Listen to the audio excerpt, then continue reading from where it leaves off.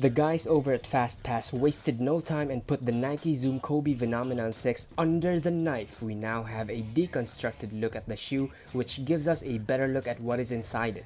What's good, YouTube? This is Fresh Pair returning with another video. For today, we will discuss what has been found inside the Nike Zoom Kobe Venomenon 6. So sit back and let's get straight into the discussion.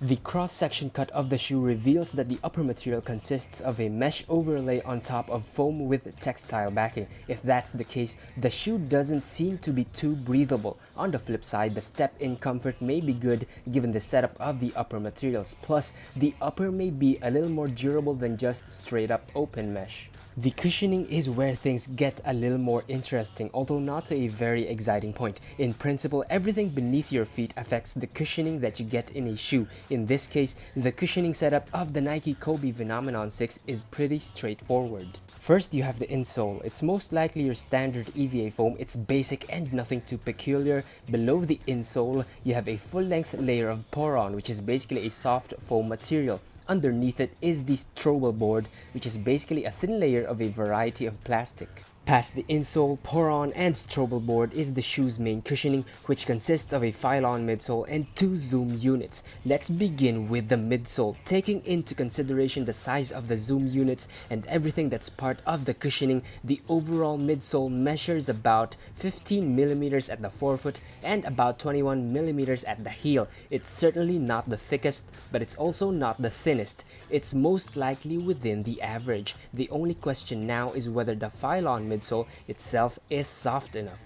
And then you have the forefoot zoom unit. The forefoot zoom is basically bottom loaded. In other words, it sits at the bottom of the PHYLON midsole. The forefoot zoom measures about 51mm at most in length and 77mm at its widest, with a thickness of about 7.4mm. Given the dimensions of the forefoot zoom, is it big enough? I don't think it is. It may be a bit wide, but the overall volume of air that it can carry is not exceptional when compared to other Zoom units in the past. Plus, the fact that the forefoot zoom is bottom loaded gives more room for doubt whether it can be responsive enough. At this point, it would be wise to set our expectations low for the forefoot zoom. Then you have the zoom unit at the heel, which is basically a rectangular unit that is positioned lengthwise. Unlike the forefoot zoom, the heel zoom is top loaded. In other words, it sits more at the top of the PHYLON midsole, although a section of it is visible from the plastic window at the outsole. The heel zoom measures about 75mm long, 39mm wide, with a thickness of about 13.8mm. In terms of sheer volume, the heel zoom is obviously bigger than the forefoot zoom. You can do the math. Just multiply the length, width, and thickness for each zoom unit. Now, between the heel and forefoot zoom units, I expect the heel zoom to provide good impact protection right off the bat. It can even get better the more the PHYLON midsole softens up over time.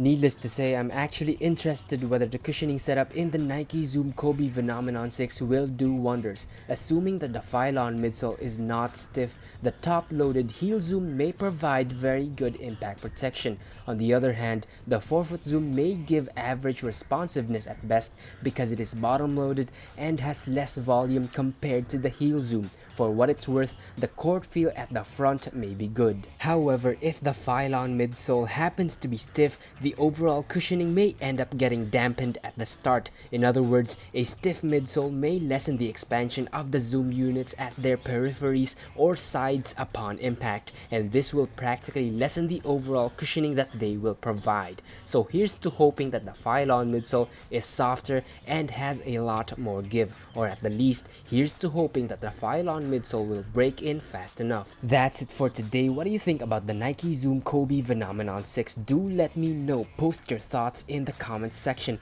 While you're at it, do subscribe to my YouTube channel for more videos, like my Facebook page as well. Follow me on Instagram for regular updates. Check my blog for more info. All the links you need are posted in the description box of this video. This is Fresh Pair signing out for today. Thanks for watching. Peace.